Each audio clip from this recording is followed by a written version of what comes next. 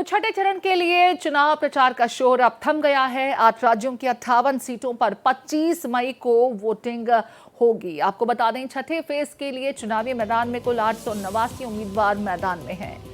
तो देखिए, छठे चरण का चुनाव प्रचार का शोर अब थम गया है। 8 राज्यों की 58 सीटों पर 25 मई को मतदान होगा। छठे फेज में चुनावी मैदान में 889 उम्मीदवार हैं। बिहार की 8, हरियाणा की 10 सीटों पर 25 मई को मतदान होगा। वहीं उत्तर प्रदेश की 14 तो पश्चिम बंगाल की 8 सीटों पर भी 25 मई को वोटिंग होगी। दिल्ली की 7 और ओडिशा की सीटों पर भी 25 मई को मतदान होगा। ओडिशा की 6 सीटों पर मतदान होगा। वहीं जम्मू कश्मीर की 1 और झारखंड की 4 सीटों पर भी 25 मई को वोटिंग होगी। छठे फेज की चुनावी मैदान में 889 उम्मीदवार मैदान में। बिहार की 8, हरियाणा की 10 तो दिल्ली की 7 सीटों पर 25 मई को मतदान होगा। उत्तर प्रदेश की 14, पश्चिम बंगाल की 8 सीटों पर मतदान, ओडिशा की 6 सीटों पर, जबकि जम्मू कश्मीर की 1 और झारखंड की 4 सीटों पर 25 मई को वोटिंग होगी। बिहार की 8 सीटों के लिए भी देखिए 25 मई को वोटिंग होगी। झारखंड की 4 सीटों के लिए 93 प्रत्याशी मैदान में हैं। दिल्ली की 7 सीटों के लिए 162 उम्मीदवार चुनावी मैदान में हैं। वहीं ओडिशा की 6 सीटों के लिए 64 प्रत्याशी, उत्तर प्रदेश की 14 सीटों के लिए 162 उम्मीदवार चुनावी मैदान में हैं। अब आपको देखिए ग्राफिक्स के जरिए समझा रहे हैं। बिहार की 8 सीटों पर 86 प्रत्याशी, हरियाणा की 10 सीटों पर 223, जम्मू कश्मीर की 1 सीट के लिए कुल 20 प्रत्याशी चुनावी मैदान में हैं। झारखंड की 4 सीटों पर 25 मई को वोटिंग होगी। 93 प्रत्याशी मैदान में। दिल्ली की 7 सीटों के लिए 162 और ओडिशा की 6 सीटों के लिए 64 प्रत्याशी चुनावी मैदान में। उत्तर प्रदेश की 14 सीटों के लिए 162 प्रत्याशी चुनावी मैदान में है। तो लगातार हम ग्राफिक्स के जरिए भी बता रहे हैं कि कुल 889 उम्मीदवार ये छठे चरण के चुनावी मतदान के लिए चुनावी मैदान में रहेंगे, जिनके लिए 25 मई को वोट डाले जाएंगे छठे चरण के तहत। इसमें बिहार की सीटें हैं। बिहार की 8 सीटों के लिए, तो झारखंड की 4 सीटों के लिए मतदान रहेगा। दिल्ली की 7 सीटों के लिए, ओडिशा की 6 सीटों के लिए, उत्तर प्रदेश की 14 सीटों के लिए, पश्चिम बंगाल की 8 सीटों के लिए, जबकि हरियाणा की 10 सीटों के लिए मतदान 25 मई को होगा। चुनाव प्रचार का शोर अब थम चुका है। हम आपको क्रमबद्ध तरीके से ये भी बता रहे हैं कि 7वें चरण के लिए कौन से चुनाव के बाद जो 1 जून को वोटिंग होनी है, उसके बाद 4 जून को नतीजे आएंगे। ग्राफिक्स के जरिए तमाम स्थितियां भी हम आपको बता रहे हैं। 5वें चरण में कितनी सीटें थीं? छठे चरण में देखिए 58 सीटों के लिए वोटिंग होनी है। 25 मई को यह वोटिंग होगी। 7वें चरण में सिर्फ इसके बाद 57 सीटें बचेंगी, जिसके लिए 1 जून को वोटिंग होगी।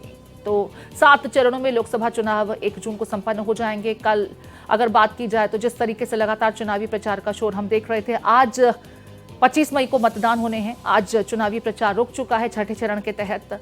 अब छठे चरण में कौन सी सीटें हैं वो भी हम आपको बता रहे हैं ग्राफिक्स के जरिए। बिहार की 8 सीटों पर छठे चरण के तहत मतदान होना है, जिसमें वैशाली, गोपालगंज, सिवान, महाराजगंज, वाल्मीकि नगर, पश्चिमी चंपारण, पूर्वी चंपारण, शिवहर सीटें हैं। तो बिहार की 8 सीटों को हम ग्राफिक्स के जरिए हम आपको दिखा रहे हैं कि किन सीटों पर 25 मई को मतदान होगा। झारखंड की 4 सीटें, गिरिडीह, रांची, धनबाद और जमशेदपुर में 25 मई को वोटिंग होगी छठे चरण के तहत। वहीं ओडिशा की 6 सीटों के लिए छठे चरण के तहत मतदान होगा। इनमें संबलपुर, जहां प्रधानमंत्री नरेंद्र मोदी लगातार प्रचार करते नजर आए, बीजेपी के दिग्गजों ने ताकत झोंकी। क्योंझार की अगर बात की जाए तो ये एक और सीट, ढेंकानाल और कटक। साथ ही अगर बात की जाए अन्य 2 सीटों की, तो पुरी और भुवनेश्वर, जहां ओडिशा में छठे चरण के तहत मतदान होंगे। ये 6 सीटें हम ग्राफिक्स के जरिए आपको बता रहे हैं। अब हरियाणा का जिक्र कर लेते हैं। इसमें देखिए सोनीपत लोकसभा सीट का अगर समीकरण समझें तो कांग्रेस 2009 में, 2014 में बीजेपी, 2019 में भी बीजेपी इस सीट पर काबिज रही।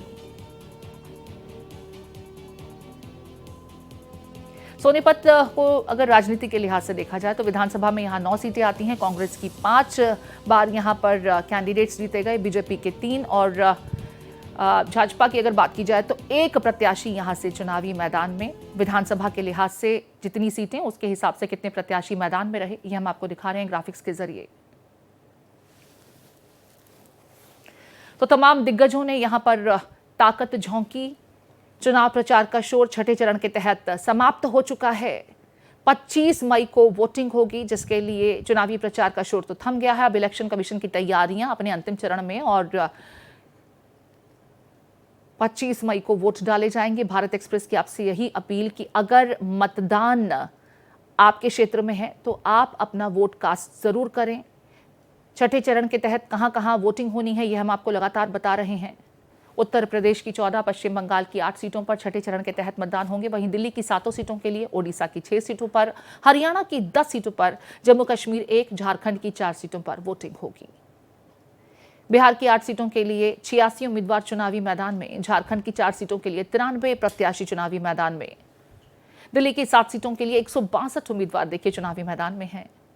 ओडिशा की 6 सीटों के लिए 84 प्रत्याशियों ने अपना नॉमिनेशन किया है चुनावी मैदान में। उत्तर प्रदेश की 14 सीटों के लिए कुल 162 उम्मीदवार मैदान में।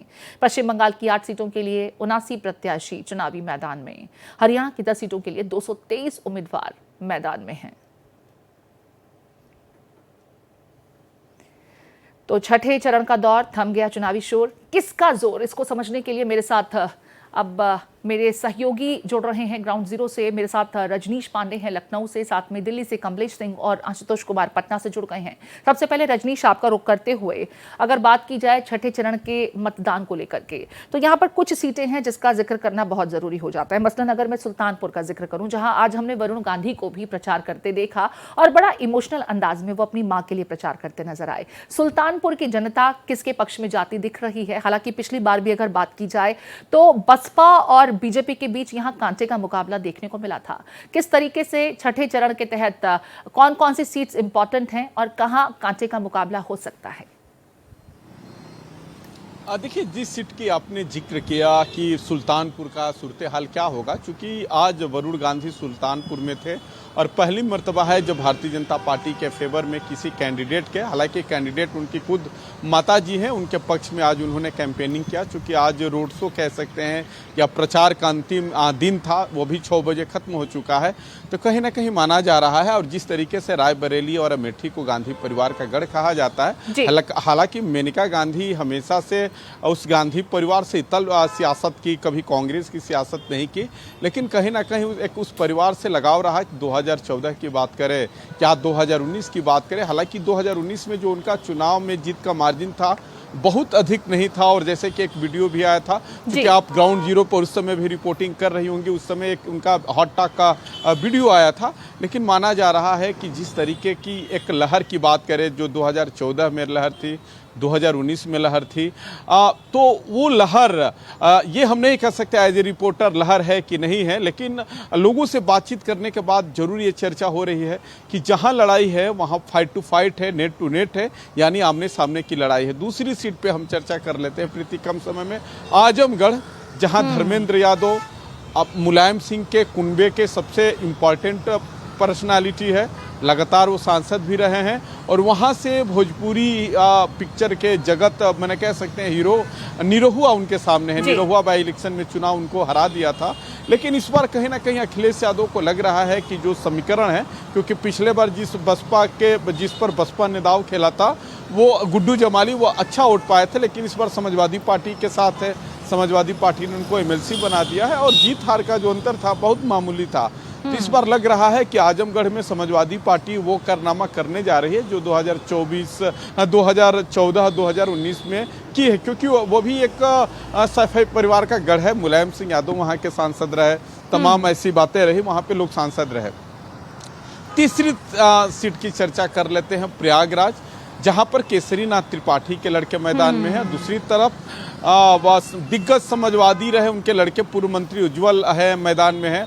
और आपको बताते चलूं कि वहाँ पर कभी उज्जवल के पिताजी चुनाव हरा चुके थे, जो उस समय जोशी, जिनका भारतीय जनता पार्टी में बहुत बड़ा कद था, जोशी जी को चुनाव हरा चुके 2004 की अगर हम बात करें, तो कहीं ना कहीं अगर जातीय संतुलन की बात करें, क्षेत्रीय संतुलन की बात करें, तो एक बड़ा चैलेंज है। हालांकि भारतीय जनता पार्टी ने नारा दिया है कि 80 में 80 सीटें जीतेंगे और तभी इनका 400 का नारा पार होगा, लेकिन कहीं ना कहीं जो मैंने कहा, ग्राउंड जीरो पर घूमने के बाद लोगों की ये दबी जुबान में चर्चा है। देखिए साहब, कहीं आसान लड़ाई नहीं है, लड़ाई तो हर एक जगह है। उसका परिणति क्या होता है, रिजल्ट क्या आता है, 4 तारीख को पता चलेगा। लेकिन मैंने जिस सीटों पे चर्चा किया वहाँ काफ़ी टफ है एक दूसरे को पटकनी देने की जोर आजमाइश है। ठीक है, प्रधानमंत्री और ये वो मोदी सीटें खुद हैं जहां पर बीजेपी को इंडी गठबंधन से तो टक्कर मिल ही रही है। बीएसपी का भी इन सीटों पर अच्छा खासा बोलबाला है और बीएसपी ने भी मजबूत उम्मीदवार मैदान में उतारे हैं। मुकाबला दिलचस्प रहेगा। लौटूंगी आपके पास में मैं रजनीश, अब कमलेश आपका रुख कर रही हूँ। दिल्ली और हरियाणा, अगर 25 तारीख की बात की जाए तो तैयार हैं चुनाव के लिए। पहले दिल्ली को समझना चाहेंगे। दिल्ली में हालांकि एक समय ऐसा आया कि चर्चा ये होने लगी कि अरविंद केजरीवाल के जेल में रहने से आम आदमी पार्टी को सहानुभूति भरा वोट जरूर मिलने वाला है। फिर वो जमानत पर बाहर आया और उसके बाद जो तब्दीलियां हुई, आप में इंटरनल जिस तरह की लड़ाई शुरू हुई स्वाति मालीवाल के जरिए, उसका असर क्या आप चुनाव पर देखते हैं और 7 सीटों को लेकर के आपका असेसमेंट क्या कहता है?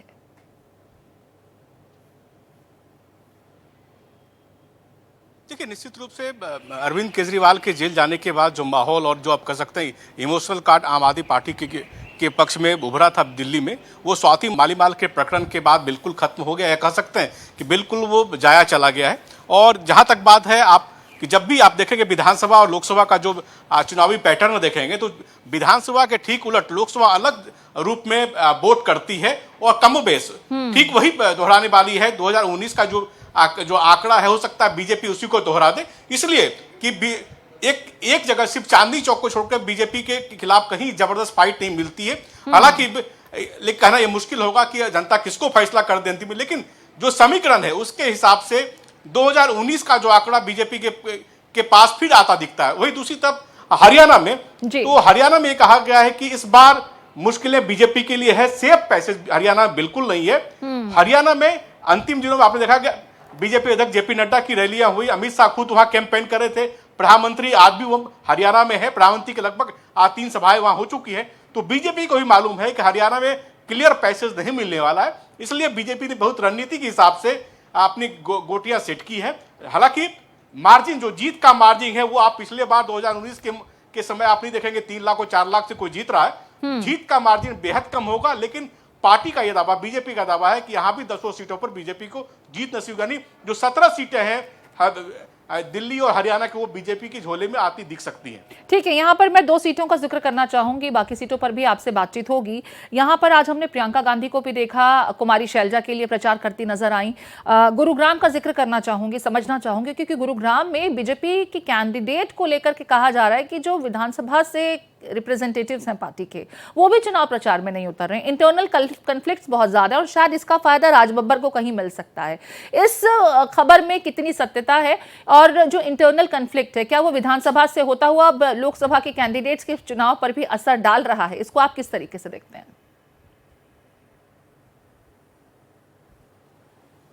देखिए, जो इंटरनल कॉन्फ्लिक्ट की बात है, निश्चित रूप से इंटरनल कॉन्फ्लिक्ट होती है जब भी आप कैंडिडेट की घोषणा करते हैं, लेकिन पार्टी हाईकमान ने उस इंटरनल कॉन्फ्लिक्ट को काफी मैनेज किया है। और जहां तक गुड़गांव की बात है, तो पार्टी ये मान के चल रही थी कि एक खास तबका जो है जो बीजेपी के साथ 2019 के लोकसभा में चुनाव में हुआ करता था, वो इंटरनल कॉन्फ्लिक्ट की वजह से बीजेपी छिटक रहा है, उसको 2 दिन पहले तक मैनेज किया जा सका। अब पार्टी का यह दावा है, ये मेरा जो इंटरनल असेसमेंट है, कि शायद गुड़गांव में भी आपको 2019 का पैटर्न देखने को मिल सकता है, क्योंकि आप ये बीजेपी को बहुत पहले जानकारी थी कि गुड़गांव, खासकर कुरुक्षेत्र ऐसे इलाकों में पार्टी के अंदर खेमे, आप कह सकते हैं कि अंदर जो वोट कटुआ की रणनीति है वो एग्रेसिव हो गई, एक्टिव हो गई है। तो पार्टी ने उसको मैनेज करने की भरसक कोशिश की है। उसका परिणाम आपको निश्चित रूप से आपको 4 जून को ही जानकारी मिल पाएगी, आखिर कितना बीजेपी मैनेज कर पाई इन सीटों को। ठीक है, मैं लौटूंगी आपके पास में। मैं आशुतोष का रुख कर रही हूं। बिहार का जिक्र करना बहुत जरूरी है क्योंकि बिहार की राजनीति हमेशा से दिलचस्प रही है। आशुतोष, 2 सीटों पर मैं आपका असेसमेंट चाहूंगी। पहले शिवहर और सीवान, क्या कुछ कहता है आपका आकलन चुनाव प्रचार के लिहाज से, कैंडिडेट्स के लिहाज से? देखिए, हम इस पे चर्चा करेंगे, लेकिन पोस्ट पोल वायलेंस के बाद सारण में जिस तरह से वारदात हुई है, चुनाव आयोग की 2-3 तरह की परेशानियां बढ़ गई है। पहले से बिहार के वोटर मतदान केंद्रों तक नहीं पहुंच रहे थे और इसको लेके चुनाव आयोग को काफी मशक्कत करनी पड़ रही थी और ऐसे में सारण में चुनावी हिंसा हुआ, पोस्ट पोल वायलेंस हुआ।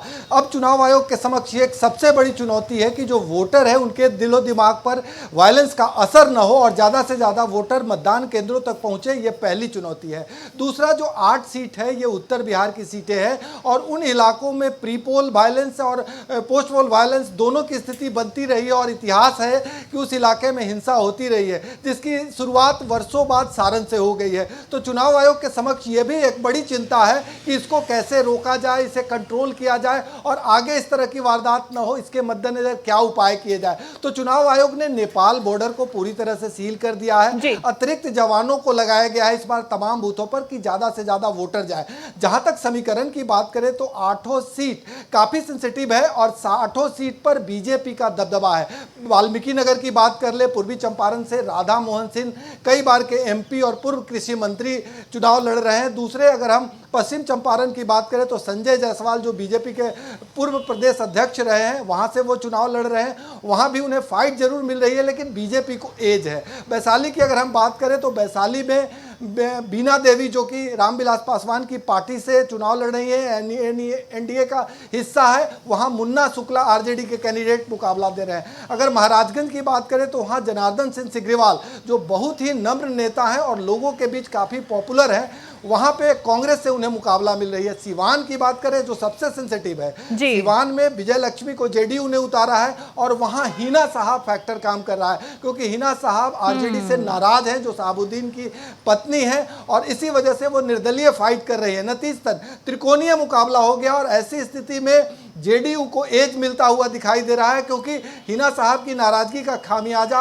महागठबंधन यानी आरजेडी को भुगतना पड़ेगा। हालांकि वहां से कैंडिडेट मजबूत है, पूर्व विधानसभा अध्यक्ष अवध बिहारी चौधरी को आरजेडी ने उतारा है, तो ऐसी स्थिति में मुकाबला जरूर है लेकिन त्रिकोणीय होने का फायदा जेडीयू को मिल रहा है। तो जो 8 लोकसभा क्षेत्रों में जो चुनाव होने हैं इन तमाम सीटों पर एनडीए का दबदबा है। हालांकि तेजस्वी यादव जिस अंदाज में प्रचार कर रहे हैं, मुकाबला हर जगह है लेकिन पलड़ा अगर बात करें तो तमाम जगह एनडीए का पलड़ा भारी दिखाई दे रहा है और ऐसी स्थिति में जहां जहां त्रिकोणीय हालात हैं वहां तो बीजेपी और जेडीयू को ज्यादा एज मिल रहा है। जी ठीक है, आनंद मोहन की पत्नी मैदान में है, लवली आनंद, और साथ में अगर बात की जाए तो ऋतु जायसवाल को आरजेडी ने अपना उम्मीदवार बनाया है। शिवहर को लेकर के क्या कुछ आपका आकलन है, ये भी समझना चाहूंगी।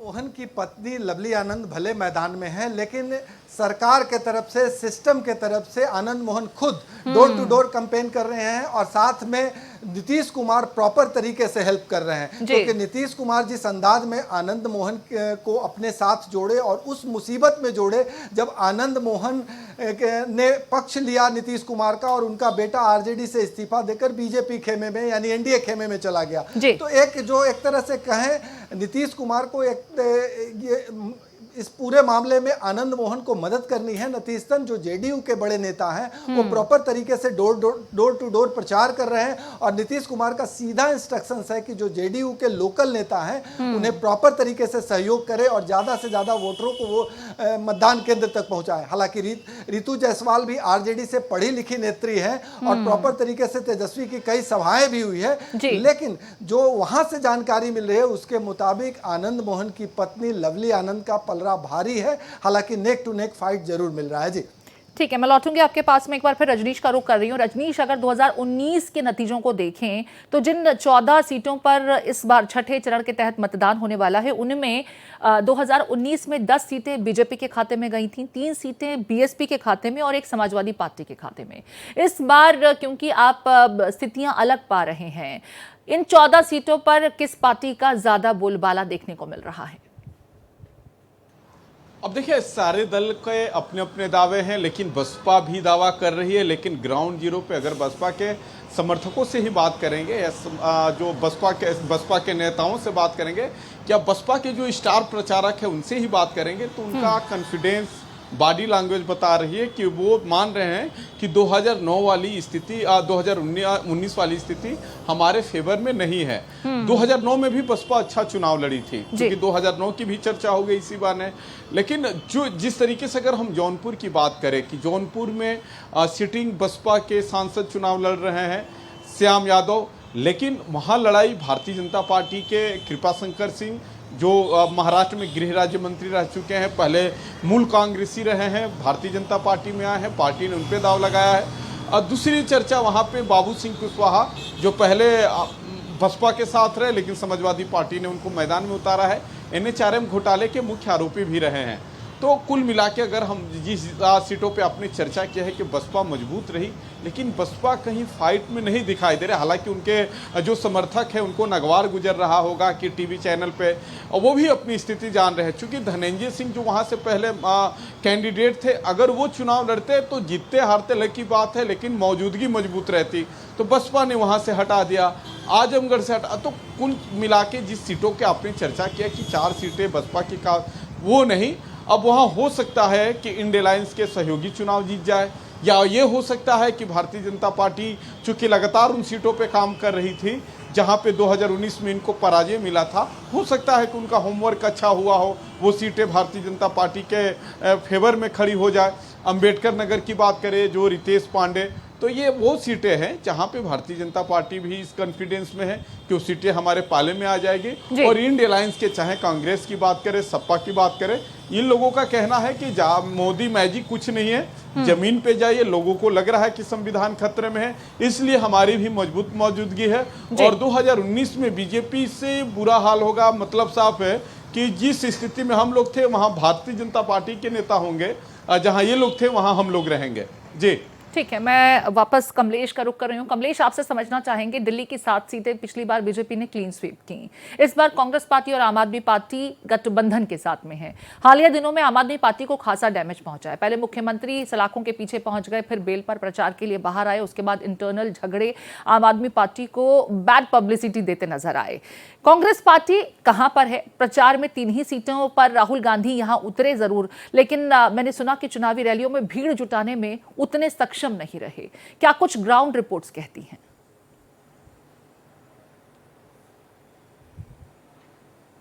देखिए, इस बात से आप अंदाजा लगा सकते हैं कि इस बार जो हाथ है वो आम आदमी पार्टी के साथ है। मतलब आम आदमी पार्टी हाथ के साथ नहीं, यानी निश्चित रूप से आप ये कह सकते हैं कि आम आदमी पार्टी के सहारे कांग्रेस यहाँ नैया पार लगाने की कोशिश में है। लेकिन जो आप पुनः कैंपेन ट्रेल अगर दिल्ली में आप देखेंगी तो राहुल गांधी की 2 सभाएं वहां हुई है, उसमें भी आप चूंकि दिल्ली में वैसे भी भीड़ किसी नेता को नहीं आता, अगर प्रधानमंत्री नरेंद्र मोदी को छोड़ दिया जाए तो किसी भी प्रमुख नेताओं के पक्ष में कहीं भीड़ दिखाई नहीं पड़ी। और जहां तक बात है, कोई वेव नहीं है, किसी भी पार्टी के पक्ष में वेव नहीं है। एक बात जरूर है कि बीजेपी के पक्ष में कोई निगेटिव माहौल नहीं है। ये अच्छी बात है कि निगेटिव माहौल है, तो ये बड़ी बात है कि जनता उदासीन जरूर है, लेकिन जनता चाहती है कि एक मौका जरूर मिले, तो कोई उत्साह की आप तो हो सकता है कि आपको वोटिंग परसेंटेज जो आपने देखा 3 फेज में, जो 3 फेज आपने देखा कि 3 से 4% वोटिंग परसेंटेज गिरा है, तो दिल्ली में भी वोटिंग परसेंट अगर अधिक होता है तो निश्चित रूप से का फायदा बीजेपी को मिलेगा। क्योंकि पिछली बार भी वोटिंग परसेंट आपने देखा होगा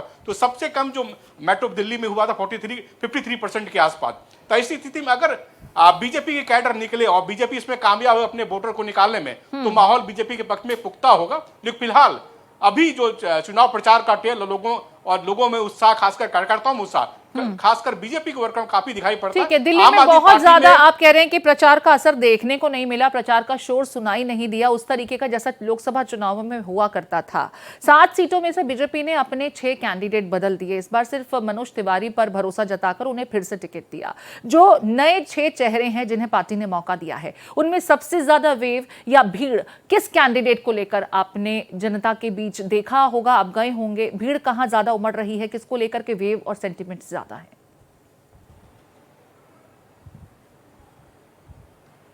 देखिए, उस हिसाब से कहेंगे तो बांसुरी स्वराज जो चांदनी चौक के कैंडिडेट हैं उनके पक्ष में ज्यादा भीड़ दिखाई पड़ती है। खासकर उनके साथ एक लेगेसी भी है, क्योंकि सुषमा स्वराज की बेटी रही हैं और ये लोगों में परसेप्शन बना कि काफी सादगी है, अच्छा बोलती हैं, लोगों को अट्रैक्ट करती है और अपनी माँ की तरह बोलती हैं। तो वो जो एक इमोशनल कार्ड है, वो इमोशनल कॉर्ड जो है वो जनता से कहीं ना कहीं जुड़ता हुआ दिखा रहा है। तो उनकी सभाओं में भीड़ होती है, लोग उनको देखने आते हैं। और जितनी भी रैलियां उनके पक्ष में हुई, नितिन गडकरी की रैली या देवेंद्र फडणवीस की रैली हो या किसी योगी आदित्यनाथ की, सभी रैलियों में मैंने भीड़ देखी उनके लिए। वहीं दूसरी तरफ आज मैंने मनोज तिवारी चूंकि एक स्टार पुलर रहे हैं और जो उनकी कंस्टिट्यूएंसी वहां एक खासा लगभग 60% जो बिहारी मतदाता हैं, तो उनके प्रति भी आकर्षण का केंद्र है। लेकिन इन दोनों नेताओं के अलावा किसी और के प्रति कोई आकर्षण दिखाई नहीं पड़ता जब तक कि कोई केंद्रीय नेता भीड़ जुटाने के लिए नहीं आया हो।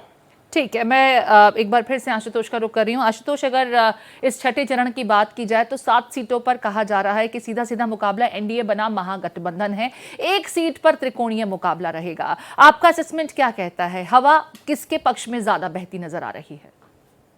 देखिए, बिहार में मोदी फैक्टर तो काम कर ही रहा है और हम ये कह सकते हैं कि मोदी फैक्टर ही नहीं, तेजस्वी फैक्टर भी काम कर रहा है। यानी जो कैंडिडेट हैं उनसे ज्यादा नाम उनके लीडर का है। यानी जो सुदूर गांव देहात के वोटर हैं वो अपने कैंडिडेट का नाम भले ही ना जानते हो, लेकिन प्रधानमंत्री नरेंद्र मोदी का नाम जरूर जानते हैं या तेजस्वी का नाम जरूर जानते हैं। तो उम्मीदवार कमजोर पड़े हैं लेकिन नेता मजबूत है। ऐसी स्थिति में दोनों एक दूसरे को कड़ा मुकाबला दे रहे हैं, लेकिन मोदी फैक्टर खास करके ओबीसी ईबीसी वोटरों के बीच मजबूती से है। और खास करके लाभार्थियों की अगर बात करें तो लाभार्थी इस बात की चर्चा कर रहे हैं कि मोदी की वजह से हमें ये सुविधा मिलती है और इसी वजह से हम वोट करेंगे। तो मजबूत स्थिति में एनडीए है और इसका पूरा श्रेय नरेंद्र मोदी को मिलता है, क्योंकि छठे चरण का मतदान होना है और प्रधानमंत्री नरेंद्र मोदी एक बार फिर से बिहार आने वाले हैं, रामकृपाल यादव के पक्ष में रोड शो करने वाले हैं। तो बीजेपी ने पूरा दमखम लगाया और प्रधानमंत्री नरेंद्र मोदी के चेहरे को ज्यादा से ज्यादा जनता के बीच ले जाकर भुनाने की भरसम कोशिश की है। अब देखना यह है कि छठे चरण के इस मतदान के बाद अंतिम चरण के मतदान बाकी रह जाएंगे, किस तरीके से किस पार्टी या किस खेमे के पक्ष में हवा बहती नजर आती है। बहुत शुक्रिया रजनीश आपका, आशुतोष और कमलेश आपका विस्तार से इस खास पेशकश पे चर्चा करने के लिए। और इसी के साथ इस खास पेशकश में इतना ही। देश और दुनिया से जुड़ी हर अपडेट के लिए आप चलते रहिए भारत एक्सप्रेस के साथ।